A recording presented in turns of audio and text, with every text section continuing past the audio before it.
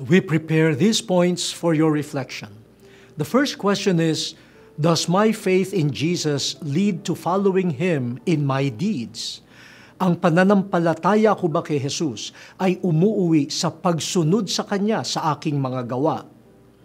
The second question is, do I know, confess, and follow Jesus? Kilala ko ba, ipinahahayag ko ba, at sinusundan ko ba si Jesus?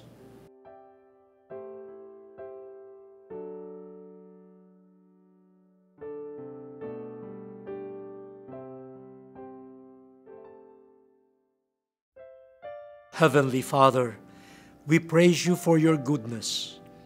We thank you for sending our Lord Jesus Christ to mend our brokenness and bring us back to you. Through Him, our brother and mediator, we beg you to continually bestow on us your mercy and love.